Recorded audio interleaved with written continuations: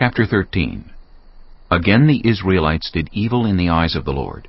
So the Lord delivered them into the hands of the Philistines for 40 years. A certain man of Zorah, named Manoah, from the clan of the Danites, had a wife who was childless, unable to give birth. The angel of the Lord appeared to her and said, "You are barren and childless, but you are going to become pregnant and give birth to a son. Now see to it that you drink no wine or other fermented drink, and that you do not eat anything unclean. You will become pregnant and have a son whose head is never to be touched by a razor, because the boy is to be a Nazirite, dedicated to God from the womb. He will take the lead in delivering Israel from the hands of the Philistines." Then the woman went to her husband and told him, "A man of God came to me. He looked like an angel of God, very awesome. I didn't ask him where he came from, and he didn't tell me his name. But he said to me, 'You will become pregnant and have a son. Now then, drink no wine or other fermented drink, and do not eat anything unclean, because the boy will be a Nazirite of God from the womb until the day of his death.'" Then Manoah prayed to the Lord, "Pardon your servant, Lord.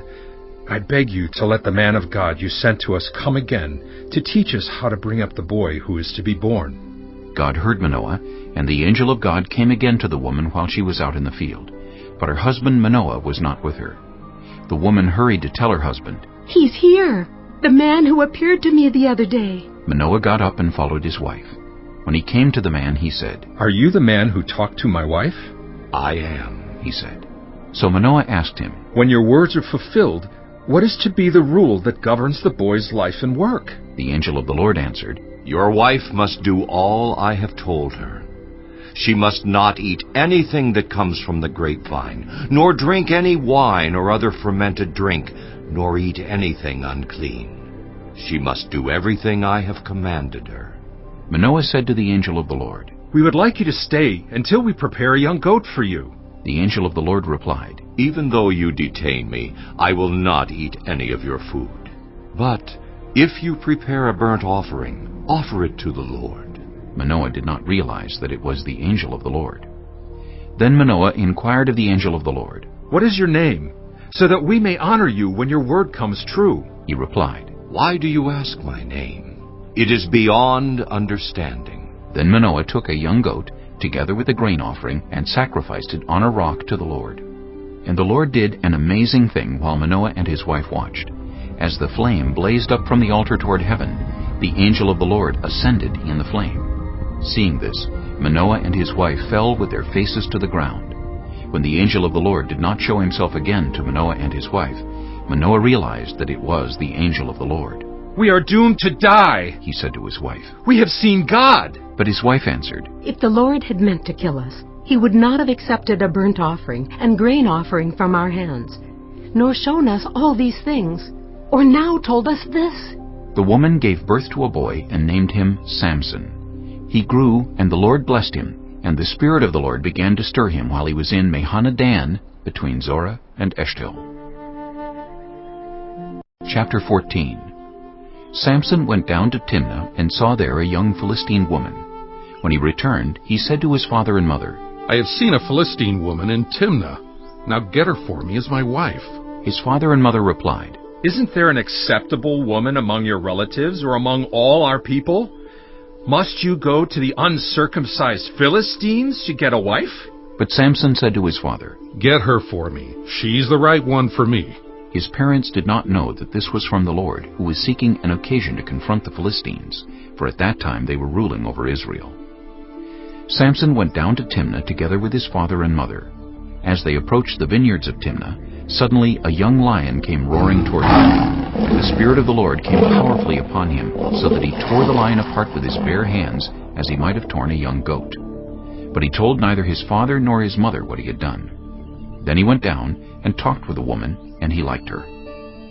Some time later, when he went back to marry her, he turned aside to look at the lion's carcass, and in it he saw a swarm of bees and some honey. He scooped out the honey with his hands and ate as he went along. When he rejoined his parents, he gave them some, and they too ate it. But he did not tell them that he had taken the honey from the lion's carcass. Now his father went down to see the woman, and there Samson held a feast, as was customary for young men. When the people saw him, they chose 30 men to be his companions. Let me tell you a riddle. Samson said to them, If you can give me the answer within the 7 days of the feast, I will give you 30 linen garments and 30 sets of clothes. If you can't tell me the answer, you must give me 30 linen garments and 30 sets of clothes. Tell us your riddle, they said. Let's hear it. He replied, Out of the eater, something to eat. Out of the strong, something sweet. For 3 days they could not give the answer. On the 4th day they said to Samson's wife, Coax your husband into explaining the riddle for us, or we will burn you and your father's household to death. Did you invite us here to steal our property? Then Samson's wife threw herself on him sobbing. You hate me. You don't really love me. You've given my people a riddle, but you haven't told me the answer. I haven't even explained it to my father or mother, He replied. so why should I explain it to you? She cried the whole 7 days of the feast. So on the 7th day he finally told her, because she continued to press him. She in turn explained the riddle to her people. Before sunset on the 7th day the men of the town said to him, What is sweeter than honey? What is stronger than a lion? Samson said to them, If you had not plowed with my heifer, you would not have solved my riddle. Then the Spirit of the Lord came powerfully upon him. He went down to Ashkelon, struck down 30 of their men, stripped them of everything, and gave their clothes to those who had explained the riddle. Burning with anger, he returned to his father's home, and Samson's wife was given to one of his companions who had attended him at the feast. Chapter 15. Later on, at the time of wheat harvest, Samson took a young goat and went to visit his wife. He said, I'm going to my wife's room. but her father would not let him go in. I was so sure you hated her He said, that I gave her to your companion.